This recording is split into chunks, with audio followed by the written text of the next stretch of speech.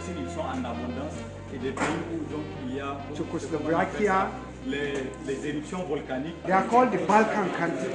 Ok, donc ce sont des pays donc, volcaniques.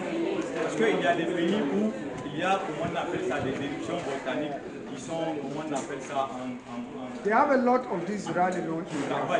mais il n'y a pas d'éruption. So there you will see a girl of 6 years.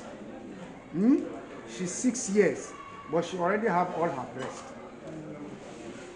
Donc, il dit, quand vous partez dans ces pays-là, vous allez trouver donc des jeunes déjà à 6 ans qui donc, comment on appelle ça, la poitrine commence donc à se développer. Because estrogen helps you to Parce qu'il develop y a all une the female. production excessive donc, de progestérone, ce qui entre donc dans la manifestation des caractères féminines sexuels.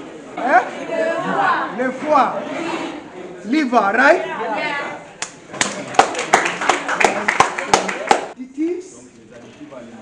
And then mycotoxin. And in the mycotoxin, we talk about 5 major mycotoxins. Parmi les mycotoxines, on a parlé donc des 5 microtoxines qui sont problématiques. Yes. There are many mycotoxins. Il y a plusieurs donc, types de mycotoxines. They are up to about 300. Plus de There are many. 3000. But you must remember these 5 Plus de 300. and know what they do. You must remember the 5 we have mentioned. Donc vous devrez vous rappeler donc, de ces 5 microtoxines qui sont problématiques. C'est ces 5-là qui sont problématiques. Donc en tant que spécialiste de santé, donc, vous serez donc en mesure de les connaître, aussi donc de savoir les causes. Because they are the most dangerous. L'effet qu'ils vont avoir, par exemple, là, donc, sur la santé. And then you discover that because they are dangerous, Après, on a découvert, après donc, les découvertes qu'ils sont dangereux. if we are exporting crop from, let's say, Niger, or let's say France, Par exemple, maintenant, si on veut transporter Export. des céréales, on veut exporter donc, du Niger vers un autre pays, par exemple comme la France. what do you export to France from Niger? Onions. Okay, like onions, this your onions? The last time is also in granite, but right now it's Yes, yeah, good. You see, granite. Europeans like granite. You export a lot of granite. Nigeria used to be a big granite exporter. Big. In Kano, there used to be in the 60s. They put it in pyramids. Au Nigeria, ils sont donc les plus grands comment on appelle ça, producteurs et exportateurs donc, de l'arachide. Even before I was born in 1961, aflatoxin was found in granite. Donc il y a la présence donc, de l'aflatoxine dans l'arachide. Granite. So, if you carry granite to make money for your country and you take it to, let's say, France, donc si par exemple vous lancez dans l'exportation donc, de l'arachide du Niger vers la France, if it gets to the border, it gets to France, they will keep it and test. donc une fois maintenant au niveau donc, des frontières de la France, ils vont donc arrêter les produits et donc faire des analyses. If the amount of aflatoxin in that granite Donc si on découvre une quantité ou bien la présence de ces microtoxines, aflatoxines donc dans l'arachide, if it reaches 10 micrograms per kilogram, donc si ça dépasse 10 microgrammes per kilogram of 10 granite, microgrammes par kilogramme of very de small, l'arachide, they will destroy that granite. donc ils vont détruire votre produit d'exportation, ils vont tout détruire. You have lost your money Donc vous avez perdu votre argent and they will not give you your granite. et vous avez aussi perdu votre produit. So, this mycotoxin, they also impoverish us as a nation. That means it doesn't allow us to make money from our product. Donc c'est pour faire ressortir l'aspect économique, c'est-à-dire les pertes économiques que cela donc, peut engendrer. L'exemple qu'il vient de prendre, on prend seulement 10 microgrammes par kilogramme et après donc on détruit tout le produit. Donc imaginez un peu la perte économique que cela peut engendrer, par exemple pour un entrepreneur qui se lance donc dans la production de l'arachide. Ochratoxin is found in cacao. It's found in cacao. La ochratoxine aussi donc dans le cacao. Yeah. So, Nigeria, Côte d'Ivoire, donc, Ghana, Nigeria, Ghana, Côte d'Ivoire, we export cocoa. sont des exportateurs donc, du cacao. If we carry it to Europe, donc quand ils vont exporter ça en Europe, you know they use it for chocolate. Dans la fabrication donc, du chocolat. So if they test it, donc s'ils font des analyses and it's above 10 micrograms per kilogramme, et qu'on trouve une quantité qui est au-dessus donc de 10 microgrammes, they will destroy it. Ils vont donc détruire. You have lost your granite and your cocoa and no money. Voilà, donc vous avez fait. Voilà, no money. Vous avez perdu votre produit, donc vous n'aurez pas aussi de l'argent. So, the same thing with the other mycotoxins. Donc c'est la même chose aussi pour les autres microtoxines. I'm trying to say that these mycotoxins, they affect our health. Donc ces microtoxines, donc ils affectent notre santé. And they don't allow us to. They impoverish us. We are not able to make good money. Donc ça a aussi un impact négatif sur comment on appelle ça, l'économie, parce que on n'aura pas de l'argent. Our farmers are not able to make money. Even the country will not make money.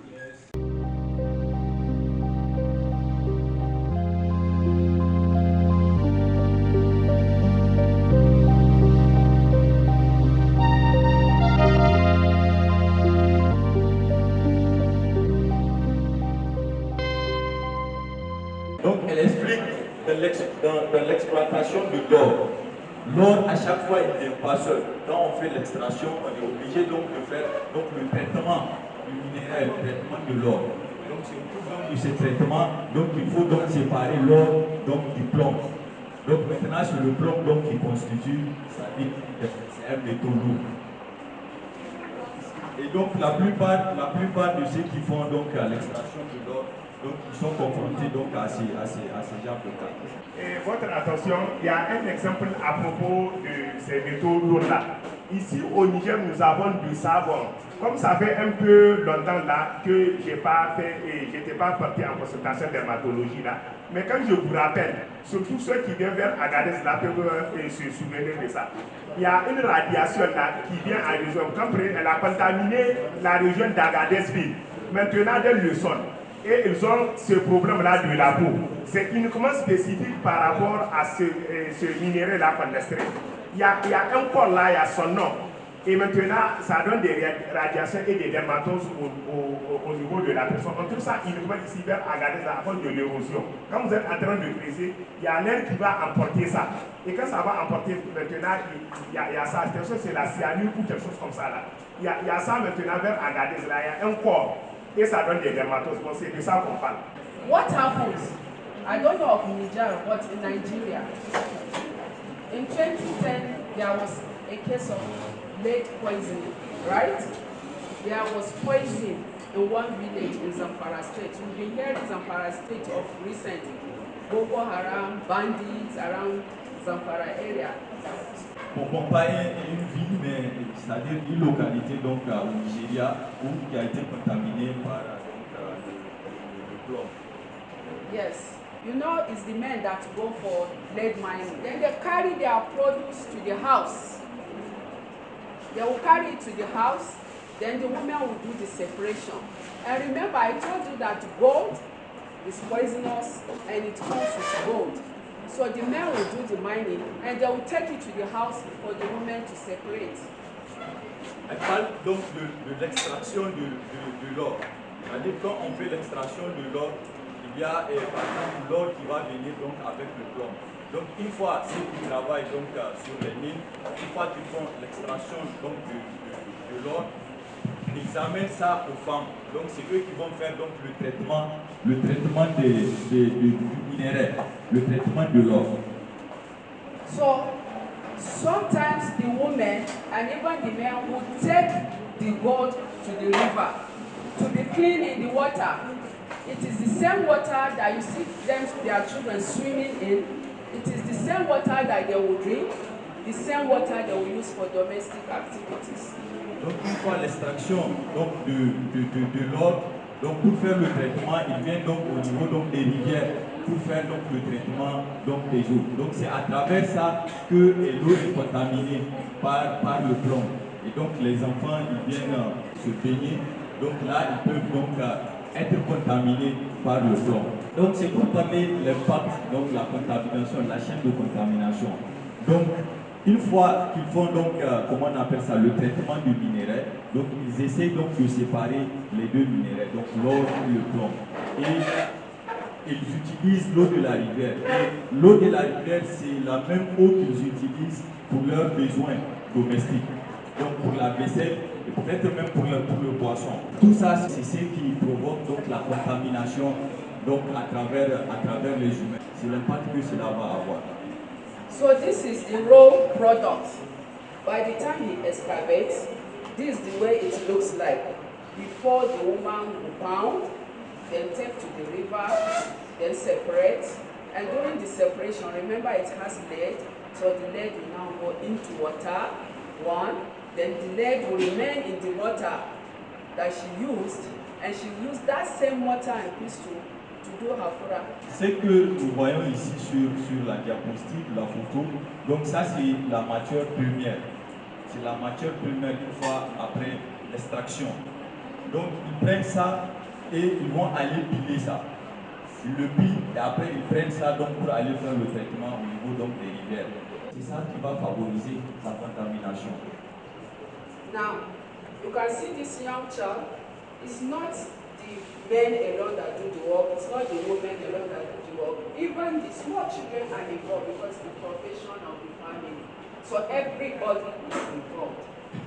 Donc, l'impact, ce n'est pas seulement les hommes ou bien les femmes. Il y a également aussi les enfants donc, qui participent aux activités. Look at them right inside the work with our baby. Donc, vous voyez et sur la diapositive la façon dont les femmes participent à l'extraction de l'or du minerai. Ma question, c'est de savoir, en tant que personnel de santé, qu'est-ce que nous devons connaître dans le domaine de l'agriculture, dans l'agrobusiness, parce que tout ça là, ces intoxications viennent parce que les agriculteurs veulent réduire le temps. Parce que quand on ajoute les produits, les engrais, ça permet de produire beaucoup. Maintenant, comment on peut produire beaucoup sans intoxiquer les aliments pour pouvoir avoir la santé? C'est ça ma question. Control on the way we do our things, including mining, including waste disposal, because there is no way individual can do it. You only go to farm, you do your part, or the artisan gold miner goes to his site, he mines the gold, he refines and throw away the contaminant in the environment. It gets into the crop, in the environment, the crop will absorb it, then we will all eat the crop. Then we will all be sick, right? Until government takes control of our activities, from crop production to gold mining and everything inclusive, there's nothing we can do at individual level. It is the government policy that will control our activities. La question qu'il venait de poser là, lui, il veut savoir maintenant comment nous allons produire une grande quantité de produits agricoles sans qu'il y ait cette contamination-là, c'est-à-dire une intoxication alimentaire. La réponse est la suivante. D'une façon générale, c'est un problème de l'État. Le contrôle, c'est l'État. il faut que l'État contrôle la façon dont les engrais sont amenés. Que ce soit les engrais chimiques, que ce soit les engrais naturels, comme quand vous prenez les cas de tous ceux qui ont les sels, ceux qui veulent les cannibaux dans les WC et consomment, on n'a aucun endroit de les déverser si ce n'est pas dans ces endroits-là d'environnement. Mais il faut que l'État prenne le contrôle. Maintenant, il y a la pollution par rapport au sol. Quand le sol, il y a une pollution, vous allez verser ça. Et maintenant, les racines vont puiser. On va manger et il y aura l'intoxication. Donc, de façon générale, en conclusion, maintenant, c'est l'État qui devrait parler pour sauvegarder l'environnement, dire telle place on ne met pas des ordures, voilà la place réservée, et individuellement, maintenant, nous allons appliquer. Et c'est ce qu'elle a dit, la politique de l'État. Donc, voilà, merci. Je m'appelle Adomo Ousmane. Je suis étudiant en 3e année, section licence en soins infirmiers, à ISS de Niamey, Institut supérieur de santé de Niamey. Aujourd'hui, nous sommes en séjour le 21 mars 2023. Ici, dans l'enceinte de l'établissement, il y a une agence qui est venue, qui nous offre une formation, l'agence Africa Center of Excellence for Mycotoxin and Food Safety. Ils sont là pour nous former sur les intoxications alimentaires, les inconvénients des intoxications alimentaires. C'est une formation qui va durer 5 jours. Aujourd'hui, c'est la 2e journée de la formation. Et en résumé, aujourd'hui, nous avons eu à parler sur les microtoxines qui sont responsables, qui sont problématiques sur les intoxications alimentaires. Il y a 5 types de microtoxines. Il y a les aflatoxines qui causent le cancer du foie, c'est le plus dangereux d'entre les microtoxines. Il y a l'ocratoxine qui a un impact sur les reins. Il y a le phénonicine qui provoque le cancer de l'œsophage et peut aussi provoquer le cancer gastro-intestinal. Il y a le zearalenone qui a un effet sur l'hormone, par exemple l'estrogène. Elle cause aussi le cancer cervical. Il y a le trichothécénose d'hexymivolénol. Elle réduit le développement de l'organisme. Il y a d'autres mycotoxines qui peuvent causer la mort, comme le décarbo-alcaloïde. Et aussi, ils ont eu à parler, sur le cas du Niger, ils ont parlé des aflatoxines B1, les impacts économiques des mycotoxines sur la santé et sur l'économie mondiale. Cette journée, vraiment, je suis très satisfait parce que ce qu'ils sont en train de faire ici, vraiment, nous sommes contents de ça. C'est une formation qu'ils sont en train de nous faire gratuitement. C'est très instructif, vraiment. Je remercie Africa Center of Excellence for Mycotoxin and Food Safety. Je leur encourage davantage à continuer dans ce sens. Inch'Allah. Merci.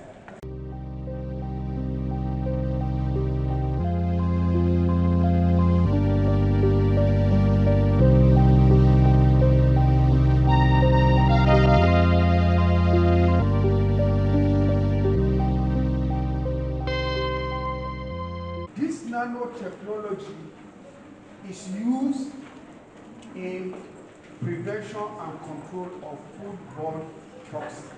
Donc ces nanotechnologies sont utilisées dans la prévention et le contrôle de ces contaminants. So he will give you this lecture today. Donc il va vous donner cette conférence aujourd'hui.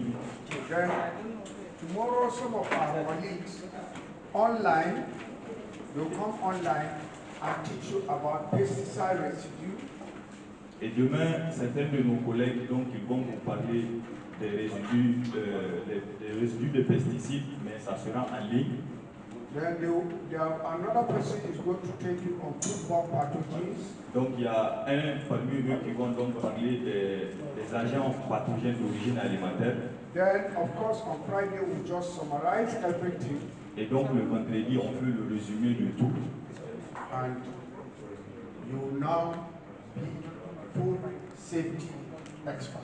Et donc vous devenez des experts en sécurité alimentaire.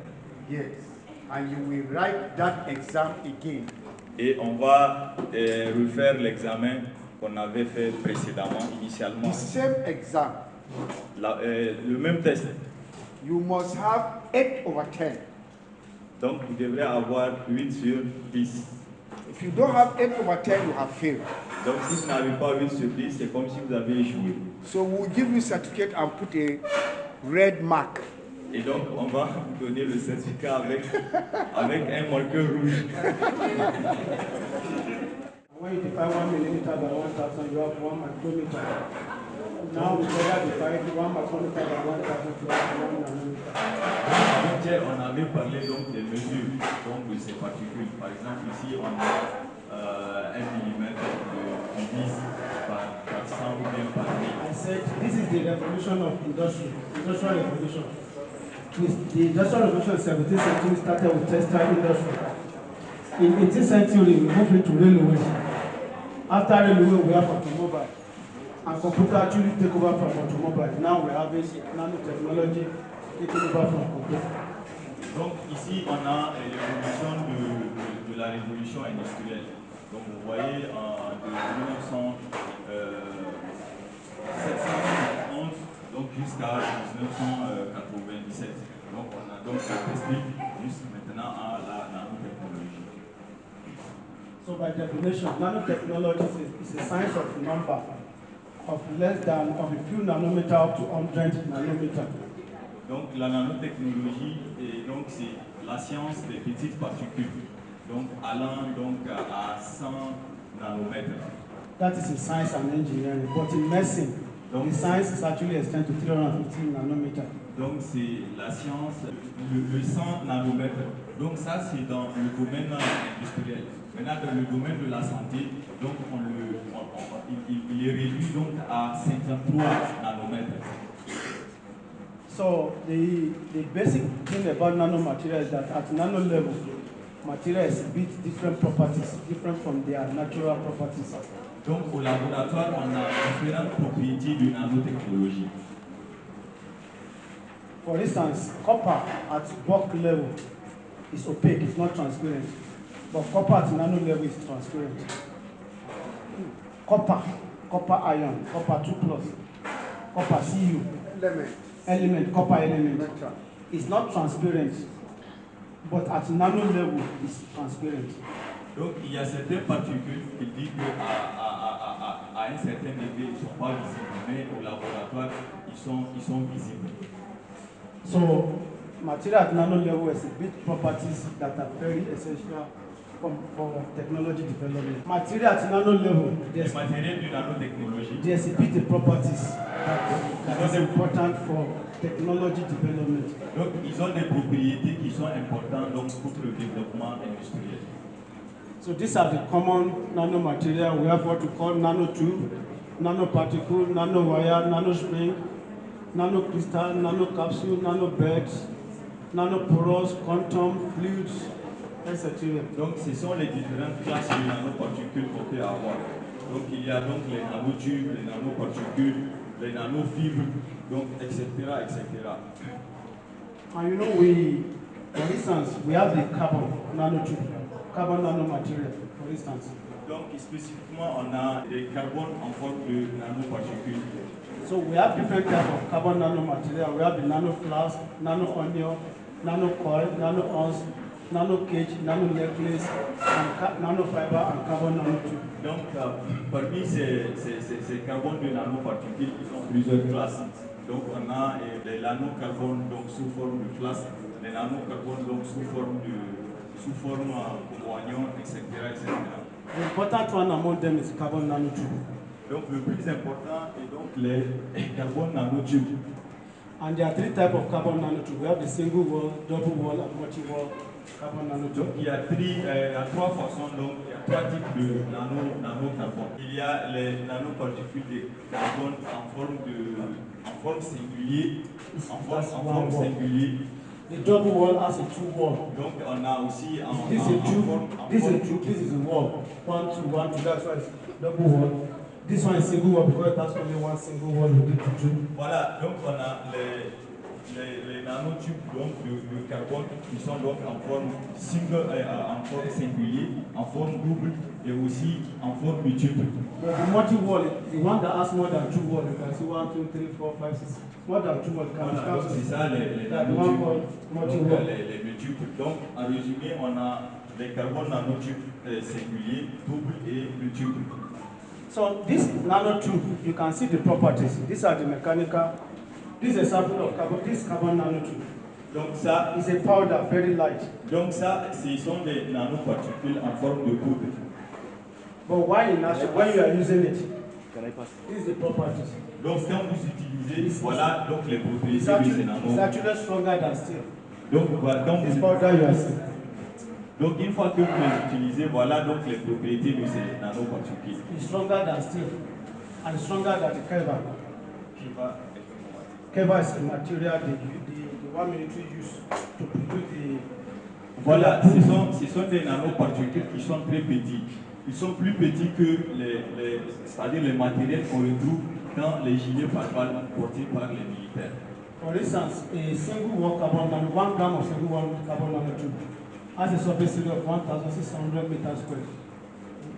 Et 1 gram of carbon nanotube voilà, 1 gramme de nanotube has a surface area of 1,600. Donc la surface de comment on appelle d'1 gramme de nanotube équivaut donc à 1600 mètres carrés par kilogramme. Meaning that the 4 grams we have a surface area equivalent of football field. Donc on a 4 nanotubes donc, qui équivaut à un terrain donc, de football en termes de surface. So meaning that the 4 grams will be half, in case of 4 grams, will like half of this campus. Donc les 4 grammes font plus de la moitié donc, de l'établissement. En termes de surface. Voilà, et on appelle ça le poudre là. Donc on a. Donc imaginez, ce sont des particules qui sont très petites. Et eux sont donc le tube donc, de ces particules qui sont très petites. Et donc ces particules maintenant en termes de compétences, donc ça équivaut, les 4 grammes équivaut donc à plus de la moitié donc, de l'établissement. Donc ces particules aussi souvent ils font de l'énergie, ils produisent donc de l'énergie. So in our center, these are the nanoparticles we have produced. We have produced good nanoparticles, silver, all this one. Dans notre centre, donc, voilà les différents types de nanoparticules qu'ils synthétisent. And we have used it for this application. Donc voilà l'application donc qu'ils utilisent. Donc pour but I know your interest will be on this drug, on the medicine. The drug medicine, the X part of it. Application for drug delivery. Voilà, donc voilà les différents types d'applications qu'on fait. Et donc il y a les nanoparticules. Maintenant ces nanoparticules, ils ont plusieurs utilités. On peut les utiliser dans plusieurs domaines. Domaines de compétences. Donc maintenant, chez eux, par exemple, ils utilisent ça dans donc, le traitement des eaux usées. Le traitement des eaux usées, par exemple, on a de l'eau qui est polluée, maintenant on veut traiter l'eau. Donc on utilise ces nanoparticules-là pour traiter l'eau. Donc ils utilisent ça aussi donc, dans le domaine, comment on appelle ça, pharmaceutique. En dehors de ça, ils utilisent aussi donc, dans la raffinerie de l'eau, dans le traitement des eaux usées, dans les mines et aussi même dans les médicaments. Donc ça, ce sont les différentes applications. Il y a plusieurs types d'applications dont on fait de la nanotechnologie. Donc voilà maintenant eux dans leur centre les différentes applications qui font de la nanotechnologie. So these are the characteristics of normal nanoparticles. They have large surface area. Donc ça, ce sont les caractéristiques donc, des nanoparticules. Ils ont des surfaces de volume qui sont très larges. What we are saying, if you pick a nanoparticle, one of the diameter of nanoparticle is smaller than the diameter of the cell. Donc le diamètre des nanoparticules est plus petit que le cheveu. Si vous prenez un brin de cheveux, donc les nanoparticules ils sont plus petits que donc, un brin de cheveux. And they have same size as many biological structures. Donc ils ont aussi la même taille que donc, certaines particules biologiques. With a unique chemical and physical properties. Ils ont des caractéristiques uniques à eux. So these are the methods we use to produce carbon nanotubes. Donc ça, c'est la méthode qu'on utilise pour produire les nanotubes. We have the bottom-up method. Bottom-up method. From the lower to higher. From the bottom to up. From down To up. Donc ça, ce sont les différents types de synthèse des nanoparticules. Donc ils disent c'est à des niveaux, donc c'est à des classes, niveau du plus petit donc au plus haut degré. Et aussi ils ont donc des méthodes, ils appellent donc la méthode du plus grand au plus petit. But the important one among them is what we call green synthesis. Green synthesis. Donc le plus important donc de la synthèse donc de ces nanoparticules est donc la synthèse verte. Utilisant donc la synthèse verte, c'est pour donc éliminer les produits chimiques.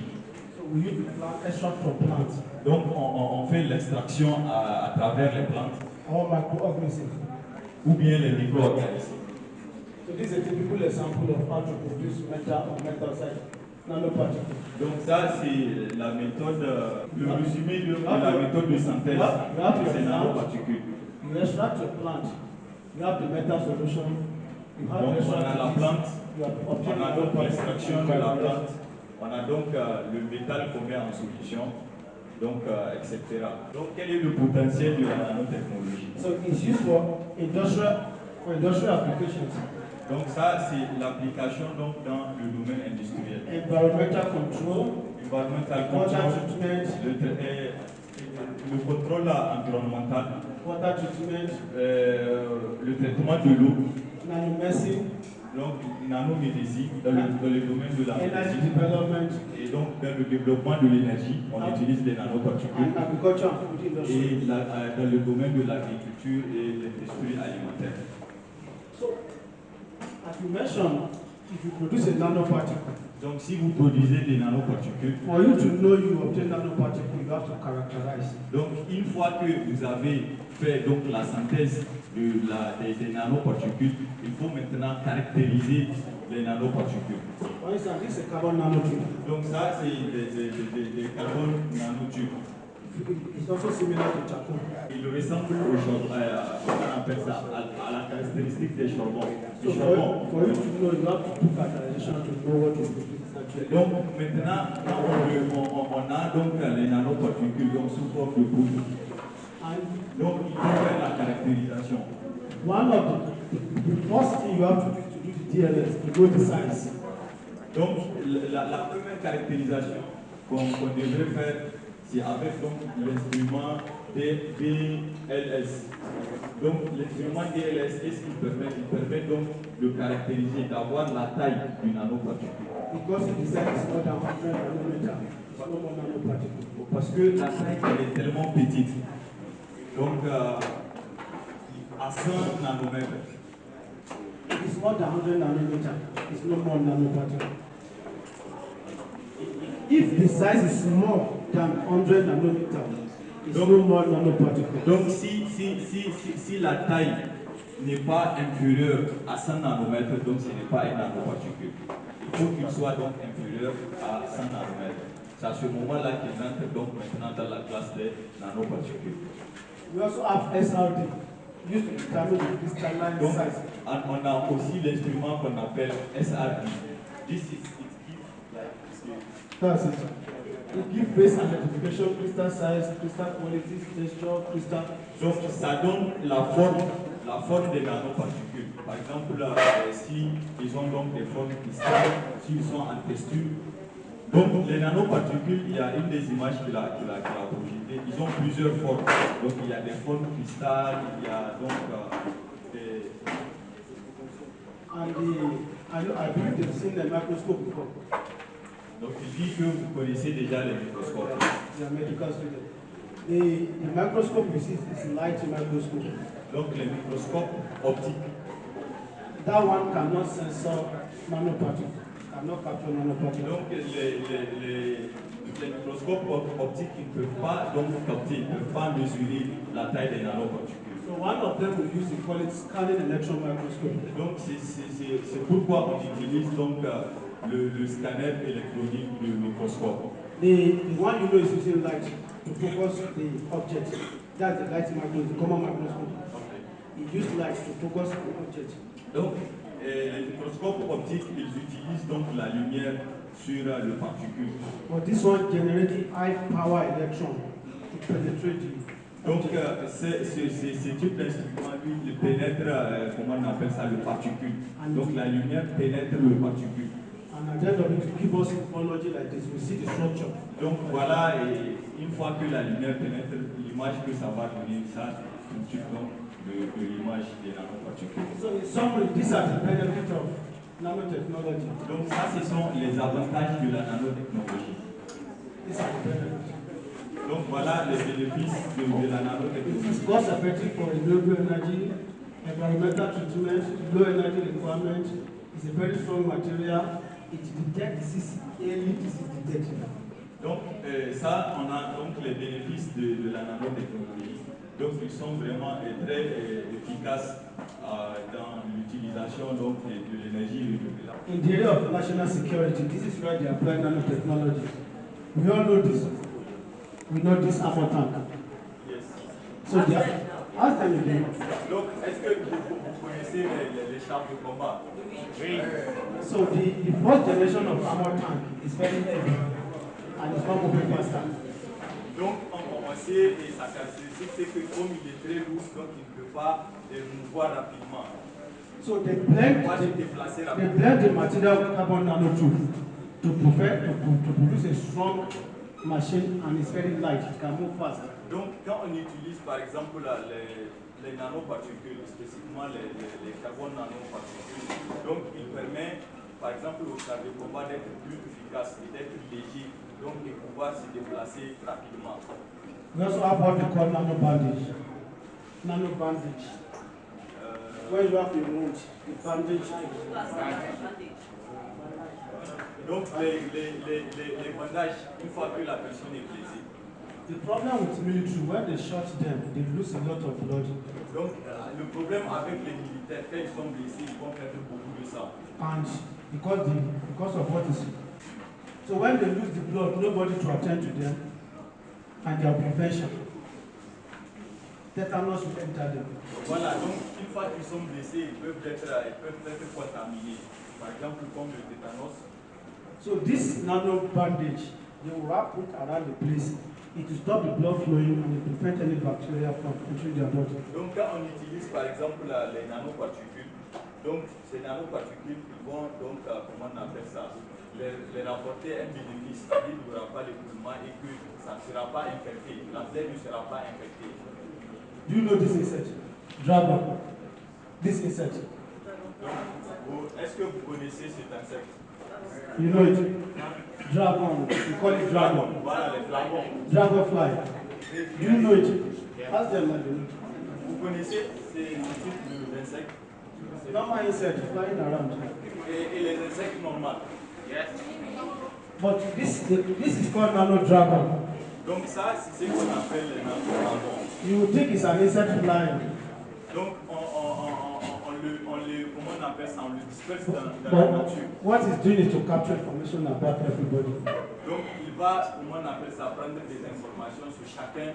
Donc and this insect can capture information about Miami, the whole of Miami in 5 minutes. C'est-à-dire cet insecte, il a la forme, on appelle ça sous forme de nanoparticules. Donc il a la capacité donc, de recueillir des informations. Et ces informations, il peut prendre des informations sur toute la ville de Miami, par exemple. So instead of sending human beings for intelligence to go and survey, you know, during the war, military will go and survey first before they come, and they will kill virtually all of them. Only a few of them come back, so they replace them with insects. When you have war, yes, the military, they will send military to go and survey the place. Quand par exemple il y a donc des guerres, souvent on envoie les militaires. So they send, instead of human beings, they send these insects to survey. Donc on peut par exemple envoyer cet insecte pour donc recueillir des informations. Now look at this one. This is what we call nano chameleon. Nano, do you know this? Donc ça c'est ce qu'on appelle les nano caméléons. Oui, parce qu'ils ont la capacité donc de prendre, comment on appelle ça, l'aspect environnemental, So this one, you know, in the past, the military they use green cloth to protect themselves. We call it camouflage. so that they can hide under the tree, nobody will see them. Donc, par exemple, avant, les tenues que les militaires portaient, le portent en fonction donc de l'environnement pour pouvoir donc se cacher. But this military man comes to Niger that is desert. No grass is nothing to protect. Donc, par exemple, si ces genres de militaires, on les amène, par exemple, au Niger où donc il n'y a pas donc de plantes, ou donc sur le désert. So they came out with this. He called Nano Chameleon. And what happens is that Donc, ils viennent avec ces tenues qu'on appelle nano caméléon. anywhere the soldier finds himself, Donc, quel que soit là où ils se trouvent, donc ils vont He will be- ça prendre he will be the l'aspect color- environnemental. it will be the color of that area. Donc, ça va prendre la couleur. Everything on it will change.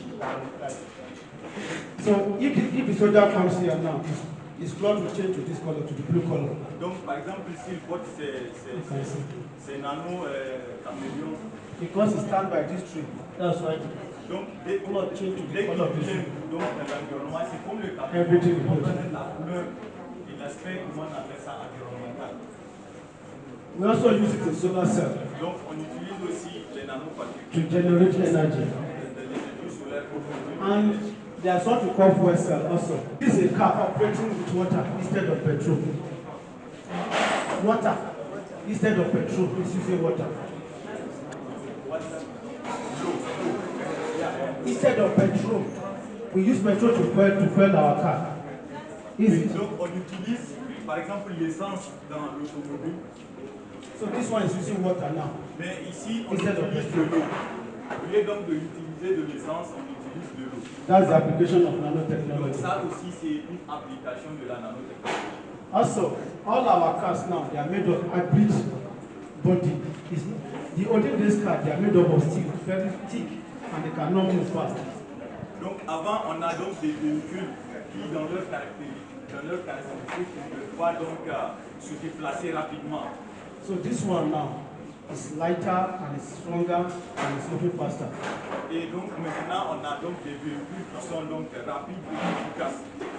The same thing happens to the plane. Donc, c'est la même chose aussi So- pour les avions. All of them are made up of hybrid nanoparticles. Donc tout ça, c'est grâce à la nanotechnologie. On utilise donc des nanotechnologies donc, pour modifier les caractéristiques. Donc est-ce que vous avez des questions And comment? concernant ce qu'il a présenté? They said like it's very fast. Very fast. Nano means nano. Donc il dit, est-ce qu'il y a quelqu'un qui peut dire Nano. qu'est-ce que veut dire nano? Quelque chose qui est petit, particule, très petit. Small particle. Small Very particle. small, very small particle. Okay. She said nano means small particle. But how small? Donc comment la taille, par exemple, Size. de donner la taille donc d'un nanoparticule? De donner la taille d'un nanoparticule. Comme il a dit qu'il a posé la question, c'est quoi nano? Elle a répondu nano taille veut dire de- petite particule. Donc maintenant, comme on dit petite particule, ce n'est pas précis. Donc de donner une précision donc de la taille La taille des nanoparticules. des nanoparticules Oui. est de 10 puissance moins 9. Very important. Donc c'est très important, la taille Very des important. nanoparticules. Nanoparticle is 10 to the power minus 9.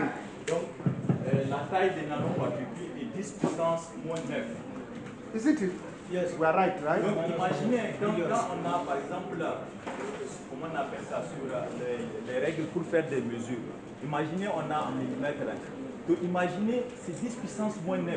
La taille, c'est tellement petit, c'est très petit. Ils sont extrêmement petits, 10 puissance moins 9. Il faut juste un peu imaginer ça.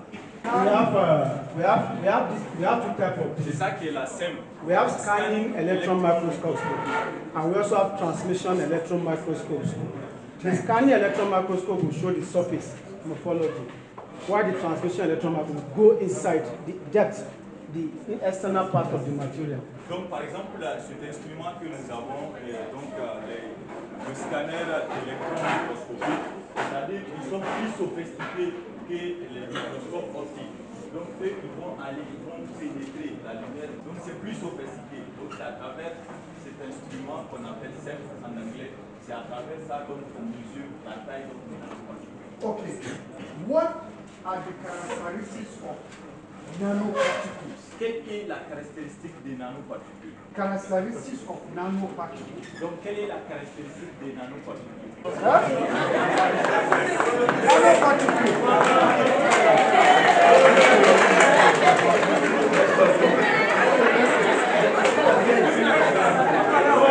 What did you say?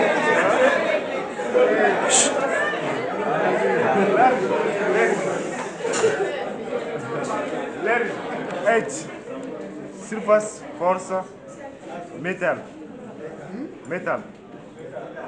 Metal. Oui. Characteristics of nanoparticles. Area. Surface area. La surface. Oui, la surface. La surface, ensuite métal. Hein? Métal. Méthane. Le méthane. Voilà ce que j'ai dit. Méthane, M-E.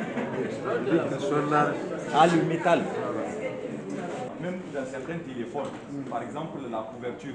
Donc à l'intérieur, il y a des nanoparticules parce qu'ils ont donc la propriété d'éléments. Ils sont tellement petits qu'on ne les voit pas. Nanoparticles also have unique scattering, light scattering. Light. They have Donc energy il y a aussi des nanoparticules semi-conducteurs. Yeah. Donc quand on dit nanoparticules semi-conducteurs, donc c'est-à-dire qu'il y a des nanoparticules qui ont la capacité de conduire donc de l'énergie, de l'électricité. Ils ont cette capacité aussi donc de conduire donc de l'électricité, de l'énergie. Now, nanoparticles too, they have different kinds of chemical and physical properties. Donc il y a aussi les nanoparticules comme caractéristiques, ils ont des caractéristiques chimiques et physiques. Many different biological properties. Donc chemical des caractéristiques biologiques. Ils ont ces caractéristiques biologiques là. Donc biologiques, physiques et chimiques. Ils ont ces propriétés là.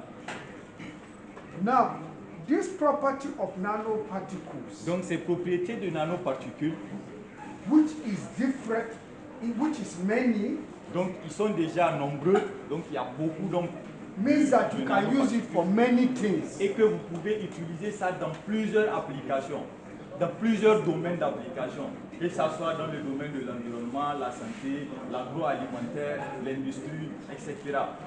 Because it has different properties, Parce it qu'ils means ont des propriétés, you can use it for different ils ont things. plusieurs propriétés. Donc c'est ces plusieurs propriétés-là qu'ils ont, qui les permet donc d'avoir plusieurs applications dans plusieurs domaines. Donc que ce soit le domaine de la santé, etc. Le système en Afrique par rapport à une intoxication alimentaire. L'intoxication alimentaire, en parlant du poison, quand on dit, on a l'impression que quelqu'un a mis un poison dans la nourriture et vous avez pris, la personne et la personne meurt. Bon, en réalité, c'est pas ça en question ici l'idéologie. On veut faire comprendre une contamination par rapport à une eau souillée, c'est-à-dire une eau polluée. L'eau était polluée, maintenant, quand nous mettons le système d'irrigation ou autre chose-là, maintenant, ça va contaminer notre corps. Et si ça contamine notre corps, comment est-ce que nous allons s'en débarrasser? Voilà les éléments. Et ces éléments-là, c'est ça qu'ils ont mis, tout ce que nous avons essayé de faire. So this is another way in which our water is being polluted from industry. Most of industry discharge their wastewater into the river. And we also use the water to irrigate our plants.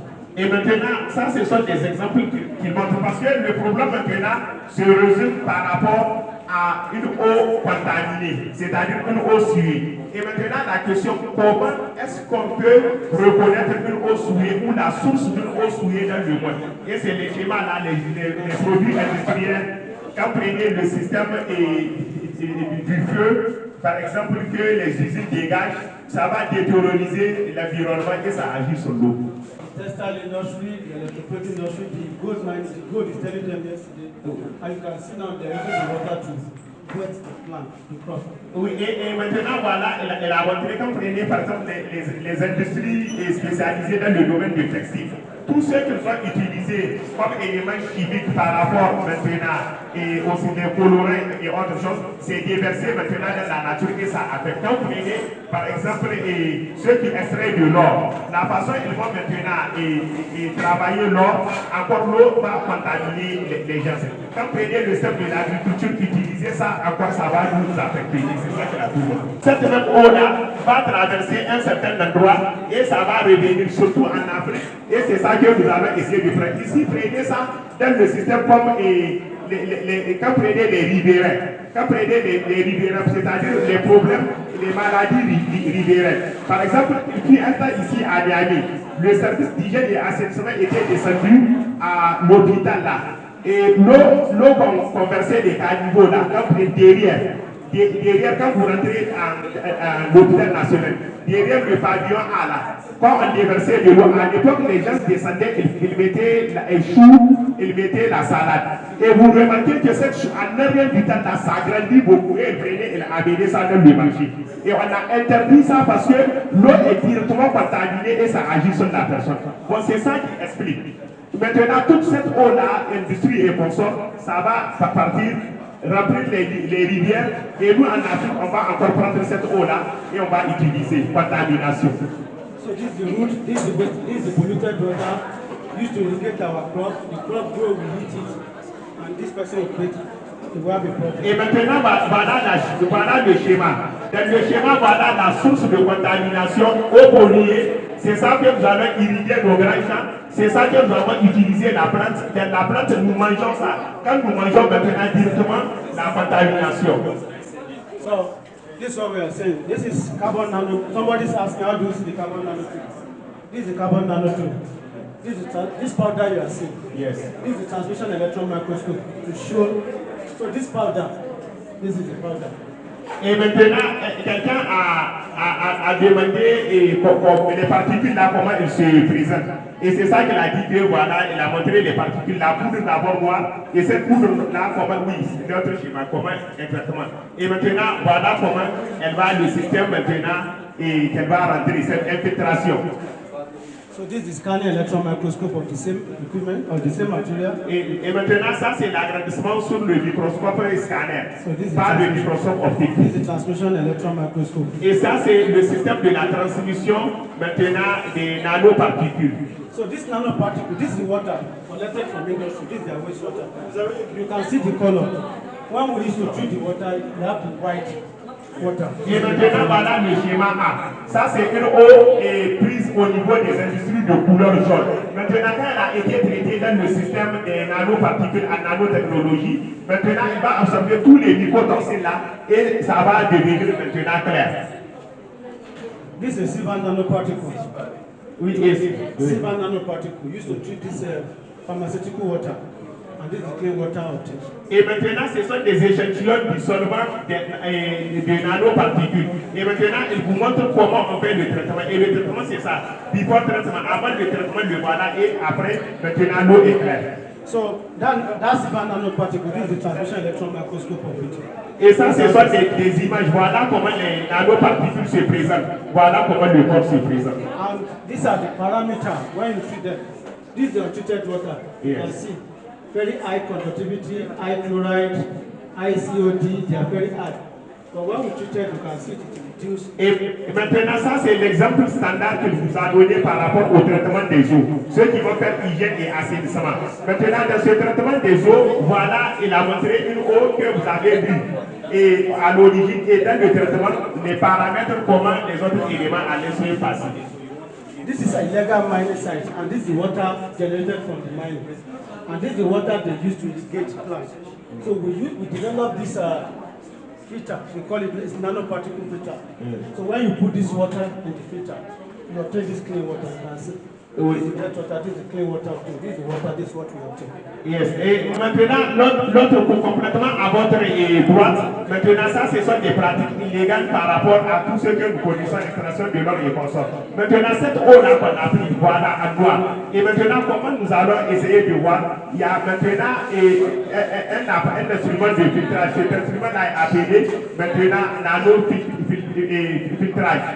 C'est le nom de l'instrument et il va filtrer maintenant tous les particules toxiques là et c'est ça que l'eau est devenue claire. Du noir là que vous avez vu et elle est devenue claire. On fait ça dans le système de filtrage. Finally, we have what we call nano-food packaging. Et maintenant, il y a ce que nous appelons maintenant l'emballage et c'est nano-food. Nano-food packaging. Ah, nano-food packaging, ce sont des emballages que nous mettons pour qui sont issus des nanoparticules pour emballer les aliments. What happened in nanoparticles is that we have a nano packaging now that is prepared to prevent bacteria access into the food. Yeah. For instance, where we put egg, yes. Because it's exposed, there's interaction between the egg and the environment, and the bacteria can enter the egg and spoil it. But with the nano package, it prevents any bacteria from having access into the food. So you can actually store the egg for more period of time compared to what we have been. Donc, il dit que maintenant il y a l'emballage qui a été conçu avec des nanoparticules. Et cet emballage-là conçu avec des nanoparticules a l'avantage de protéger notre nourriture contre toute attaque des micro-organismes comme la bactérie. Et pour mieux comprendre, prenez cet emballage-là, les papiers façon aluminium, là, qu'on fait l'emballage. Bon, maintenant, ces genres de papiers, il y a des usines qui vendent des produits, c'est la même chose, mais elles contiennent des particules des nanotechnologies. Et ces particules-là vont préserver maintenant la nourriture pour un autre temps. Par exemple, le cas des œufs. Au lieu que vous posiez ça directement, la contamination par rapport à l'environnement, quand vous mettez ce papier-là, directement le papier va protéger l'œuf contre les bactéries pendant une longue période. Il a dit qu'il y a plusieurs papiers d'origine nanoparticules pour les emballages. L'avantage, quand vous les mettez, ils ont des compartiments. Les compartiments vont vous dire, maintenant, s'il y a un danger à l'intérieur, s'il y a des toxines à l'intérieur, tout ça là, le papier par rapport à l'emballage va vous signaler. No evidence that shows that the nanoparticle actually cause any problem to anybody. Why? Because the phalanxes is zero, it's not reactive with anything, it only perform its duty and get out of body. Quelqu'un a posé des questions si les nanoparticules n'ont pas un effet négatif sur le corps de la personne. Il dit non.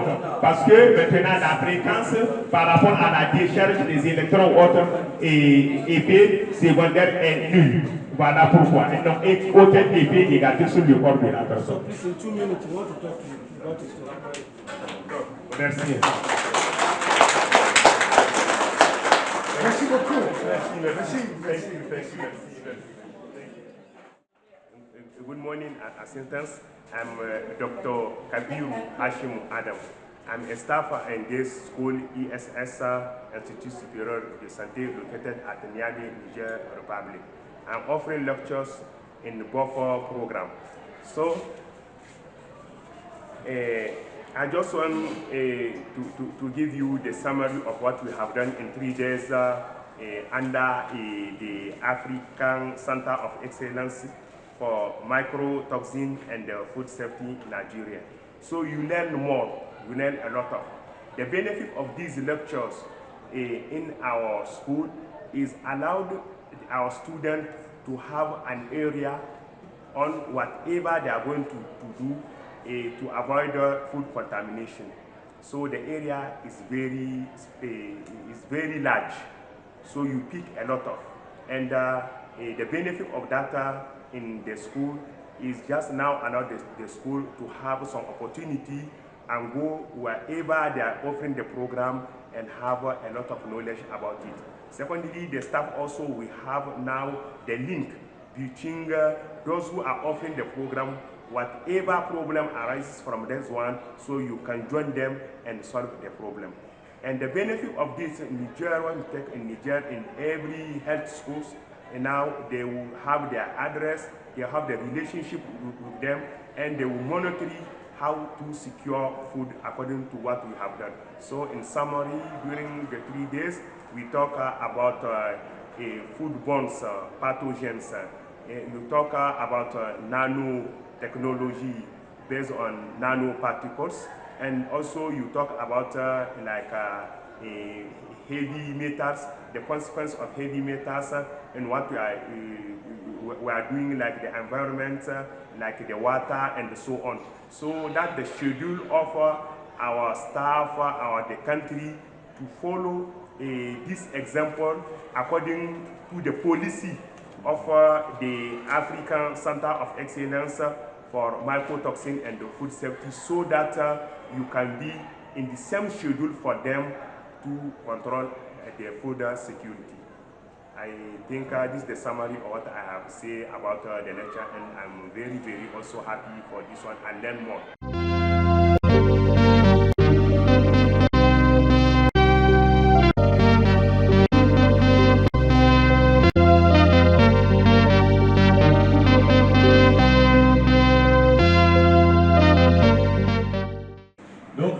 Sa présentation va se centrer sur les contaminants alimentaires, particulièrement les micro-organismes. Nous avons 4 objectifs. La première objectif est l'identification des sources et les différents contaminants. La première objectif d'abord, c'est l'identification des sources de contaminants et aussi les différents types de contamination à travers les micro-organismes, à travers les microbes, les micro-organismes. Ça, c'est la première objectif. La deuxième objectif, il va parler de ce qu'on appelle la zootechnie des contaminants alimentaires. Et troisièmement, c'est la gestion de ces contaminants alimentaires et les techniques de prévention.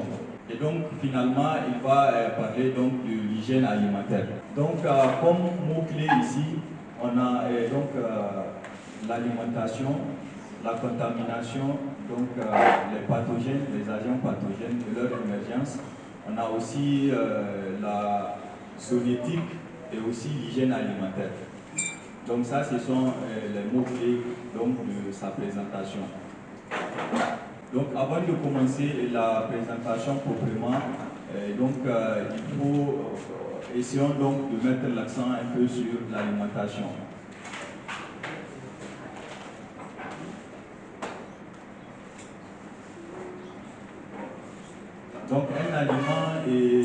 Un aliment apporte une source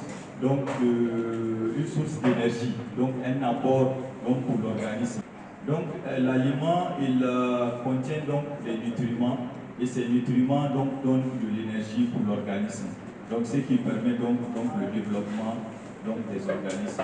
On peut classer les aliments en fonction. Yes, I can hear you. You can. Les aliments, ils sont classés à base des nutriments qu'ils contiennent ou bien leur fonction. On les classe en fonction des nutriments qu'ils contiennent. Maintenant, on va définir c'est quoi une contamination alimentaire. Une contamination alimentaire est la présence indésirable de certaines substances qui peuvent être dangereuses, qui présentent un danger. On peut avoir plusieurs types de contamination. On peut avoir une contamination biologique, à travers les microbes, les toxines, la sécrétion des insectes. Et aussi on a la contamination à travers les produits chimiques. En dehors de la contamination biologique, chimique aussi, on a la contamination physique. À travers la présence la présence de certaines. Yes, I can hear you. On a aussi, en dehors de la contamination biologique et chimique, il y a aussi la contamination physique. À travers la présence de certains éléments physiques. On va voir ici les différents types de contamination. Premièrement, on a la contamination naturelle. Concernant la contamination naturelle, c'est quand il y a dans l'environnement la présence de certains micro-organismes, ou bien du plomb, ou bien donc du fer dans l'environnement. Donc là, on parle donc de contamination comment on appelle ça, naturelle. On a par exemple, si on prend donc un exemple, donc la présence de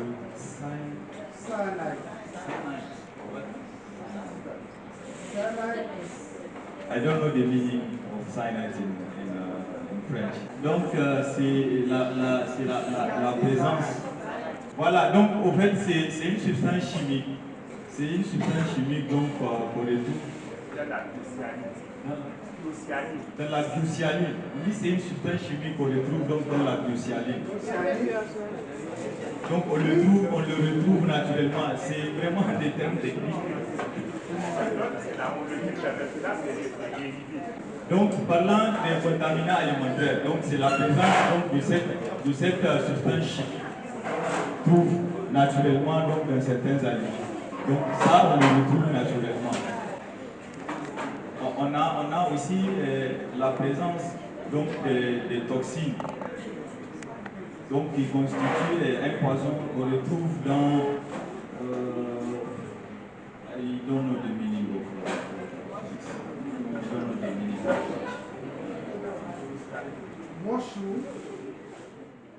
Les éléments pathogènes là, on a donné l'exemple de la bactérie comme le carboné typique. Maintenant, on a parlé encore d'autres, comme les parasites, les virus et les champignons. Mais si on peut donner l'exemple, pour vous donner l'exemple pour chaque cas de publicité. Est-ce que le monsieur peut nous expliquer par rapport à la décongélation de certains produits très fragiles, produits alimentaires quoi, très fragiles? Oui, par rapport à la décongélation. Il y a certains micro-organismes, comme le cas de certaines bactéries, qui résistent à une faible température. Quand vous les mettez dans les réfrigérateurs, maintenant, après avoir été congélés, l'effet maintenant du froid ne les affecte pas, elles vont vivre en entasse. Et quand vous les enlevez, du fait maintenant, elles résistent à une faible température et ils vont se dégénérer dans le corps de la personne. Exemple, et le cas de la Listeria monocytogène. Bon, ici additif. Ce dont j'ai pris, je pense bien en microbiologie. Je les ai expliqués quelques maladies d'intérêt médical, comme le cas de la gonocoxie, comme le cas de la syphilis, et on a parlé de la Listeria monocytogène. La Listeria monocytogène est une maladie, elle est de gram positif. Et maintenant, elle est de type 1 et de type 2. Type 1 est appelée Listeria monocytogène adulte et type 2 elle est appelée Listeria monocytogène fœto-maternelle. Maintenant, les deux se manifestent par une septicémie générale suivie d'une méningite. Voilà les symptômes de ces maladies. Et quand vous mettez la nourriture dans le réfrigérateur congélé, comme elle résiste à une faible température, en la mangeant, vous avez risque d'attaquer Listeria monocytogène. Voilà. Et la maladie s'appelle la listériose. La listériose, oui. Et maintenant, la contamination de la listériose, elle est contaminée à travers, par exemple, les végétaux, le lait cru ou mal pasteurisé, et maintenant est exposé sur certains œufs. Par exemple, quand vous prenez les animaux domestiques qu'on élève, par exemple, le cas de ces animaux domestiques-là, ils vont mettre des excréments un peu partout. Et maintenant, la volaille qui va couler les œufs, le toucher, vous prenez sa salle lavée et maintenant la contamination, la personne va avoir la listériose. Et la listériose, la maladie est causée par Listeria monocytogène. Voilà. C'est ça propre à expliquer et à nous expliquer. Pour ajouter à l'explication, par exemple, l'effet que ça va avoir une fois qu'on les met dans les réfrigérateurs. Le réfrigérateur, au fait, c'est la température. C'est la température. Et le professeur l'avait donc montré que, par exemple, les conditions qui permettent donc le développement de ces micro-organismes. Par exemple, quand on prend, par exemple, dans les régions tropicales, par exemple au Sahel, si vous vous rappelez, il avait montré, donc l'intervalle, c'était donc de 4 à 32 degrés. Donc, par exemple, maintenant, dans les régions tropicales, c'est 32 degrés. Donc c'est des bactéries donc, qui aiment la température. Maintenant, quand on met donc, ces aliments donc, dans les réfrigérateurs, ça veut dire que maintenant les conditions ne sont pas nécessaires, les conditions réunies pour le développement donc, de ces micro-organismes ne sont pas là, c'est pour jouer sur la température, donc pour abaisser la température. Donc une fois que la température n'est pas élevée, donc c'est jouer sur la température, abaisser la température, et une fois que la température elle est basse, donc les conditions ne sont pas réunies pour le développement donc, de ces micro-organismes. Biologie et bactériologie, niveau moyen et niveau supérieur. L'effet de la température par rapport à une maladie, et ces micro-organismes sont classés en 3 parties. Nous avons une partie qui est à une température qui va jusqu'à 4 degrés, et ce sont des cyanophiles. Et nous avons d'autres qui résistent à la température corporelle. On peut facilement se contaminer si le corps est fragile, dans l'air. Par exemple, cas des aérobies.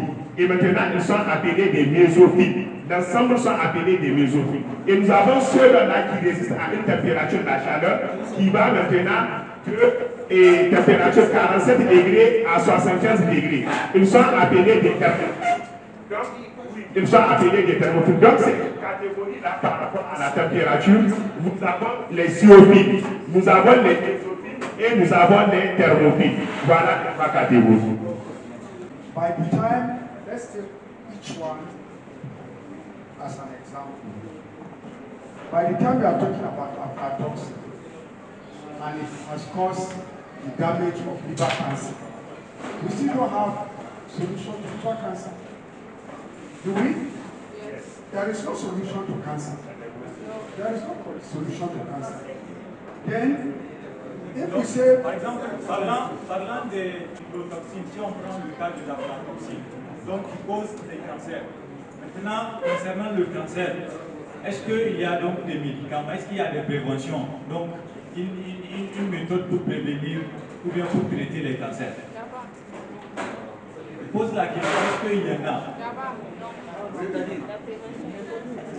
Si on traite le cancer, est-ce qu'il y a des... Pour le cas par exemple de la aflatoxine, on dit qu'elle cause donc des cancers, n'est-ce pas? C'est ça, non? Donc maintenant, est-ce qu'il y a donc des méthodes préventives ou bien un moyen donc de lutter contre ces cancers-là? Donc, additif, de la question que tu avais posée, et maintenant par rapport à ça, il faut maintenant vous dire qu'à chaque fois il y a une maladie concernant les mycotoxines là. C'est donc ces maladies-là, comment vous allez les aborder? Il faut voir la prévention et le contrôle. Et maintenant, dans la prévention et le contrôle, il faut voir la source de la maladie par rapport à la contamination. Par exemple, les aflatoxines. Quand les mycotoxines là sont des aflatoxines, maintenant, automatiquement, vous connaissez que la cause de la maladie causée par une aflatoxine est maintenant une infection du foie. Et cette infection du foie peut se compliquer allant du stade aigu au stade chronique, pourquoi pas même entraîner la cirrhose du foie. Et maintenant, le stade le plus compliqué de ça va entraîner un cancer. Bon, la question qui se pose, y a-t-il maintenant un médicament ou bien une thérapie contre le cancer, oui ou non?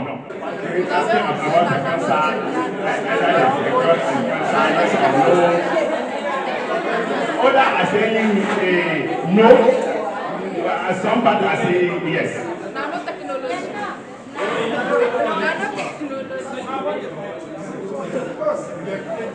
If somebody, the only way you can stop, the only way you can control cancer is detecting any. Isn't it? When you detect any, the likely thing is, in the case of breast cancer, you go and remove that part. You understand? So there is no, we don't have any drug now that will give you to cure cancer. The only thing you can do is to atomize it, that is to reduce the impact. As long as it's growing and multiplying, you don't have any option. I'm just counting your days. Donc actuellement, il n'y a pas donc de médicaments qu'on peut donc prendre pour lutter contre ces cancers.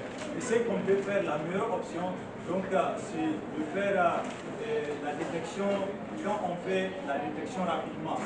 Quand on sait, on fait, c'est-à-dire en termes médicaux, une analyse et le fait de reconnaître la maladie très tôt, de le sentir très tôt et donc de le traiter très tôt. Donc on peut faire par exemple l'atrophie ou bien, comment on appelle ça, détruire carrément l'organe. Voilà, de faire une ablation, une ablation chirurgicale. Donc c'est la meilleure option donc, de prendre ça. Et pour le moment, il n'y a pas de médicament. Okay, if we take the case of, let's say, Ziranilon, that is causing infertility. Now, if you are able to remove the food or reduce the Ziranilon by not taking the food that is contaminated by Ziranilon, your body will eventually return back its normal. Do you understand? For instance, we say Ziranilon causes what? Infertility, right? On dit que le Ziranilon cause l'infertilité. It causes infertility. If you look at the way it causes the infertility, let's say in the case of women, as long as it's there, it will prevent the prostaglandin from coming in.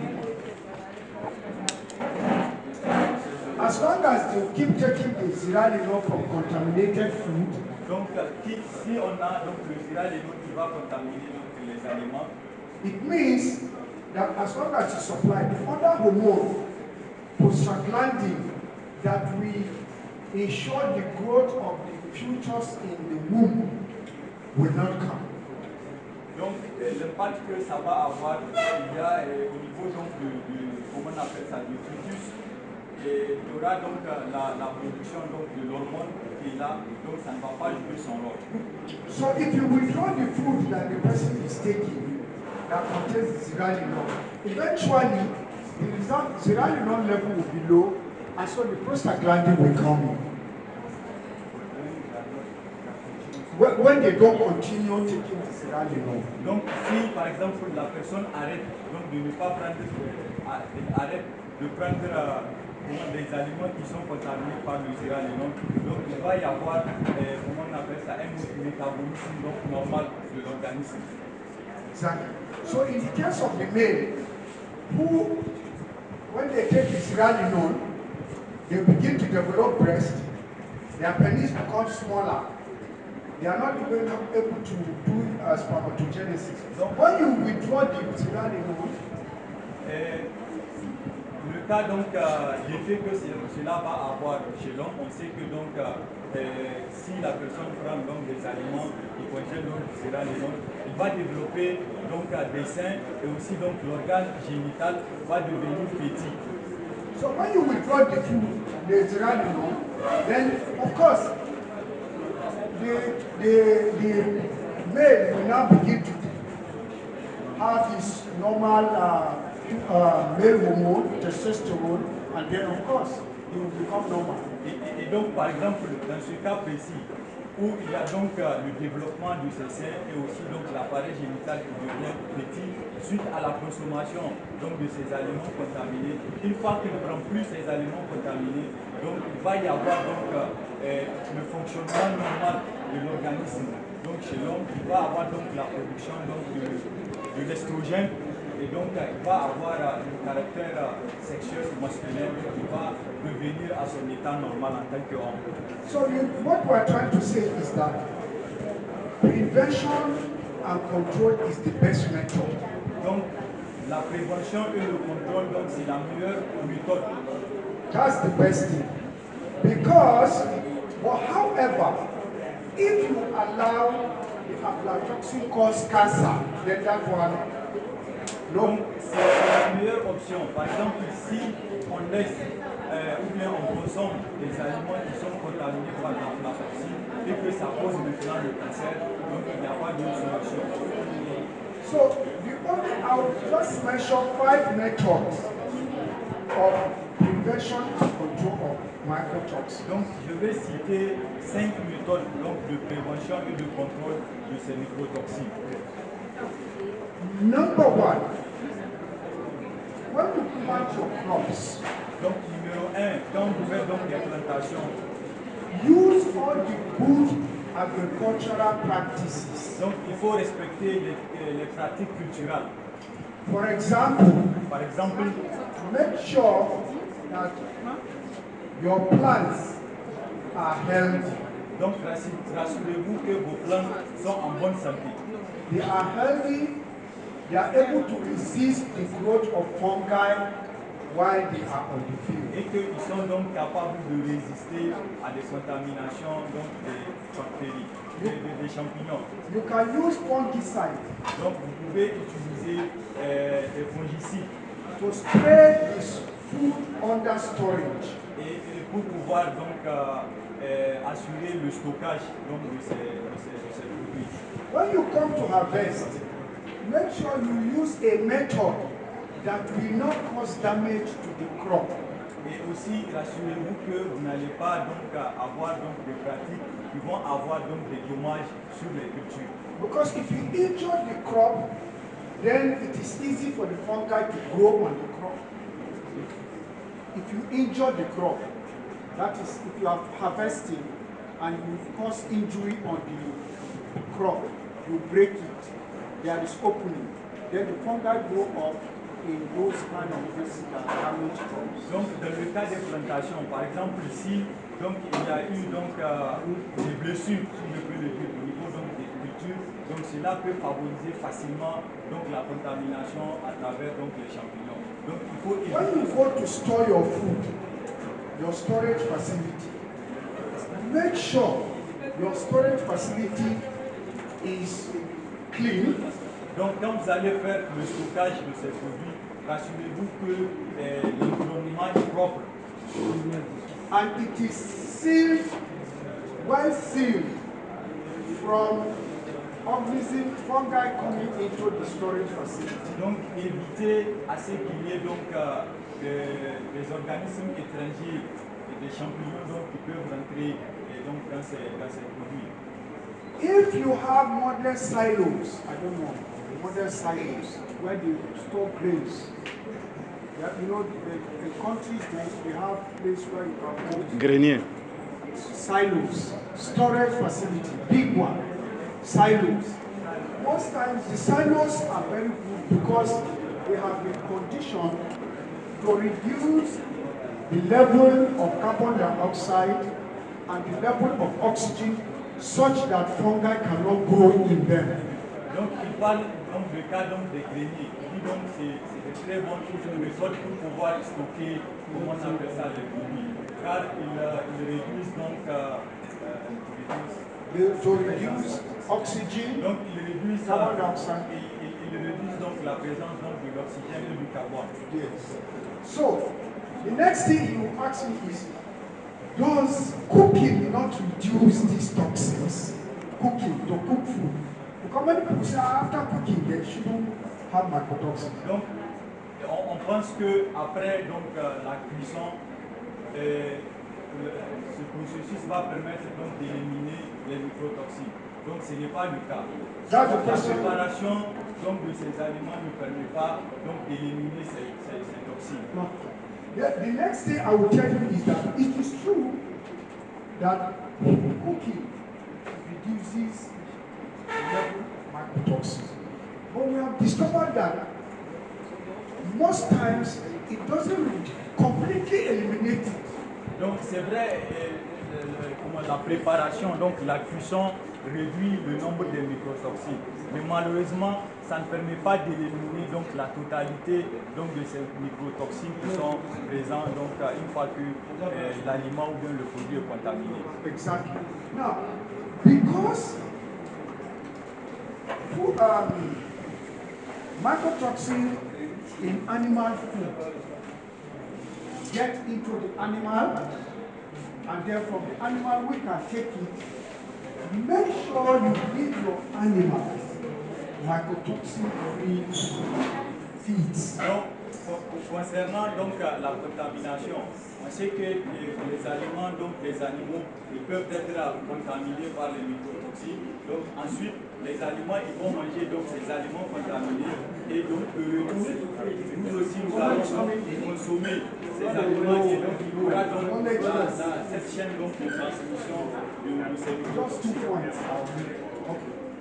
So, you have to prevent the mycotoxin from getting to the animals. Donc il faut vous rassurer qu'il n'y a pas donc de contamination donc à partir de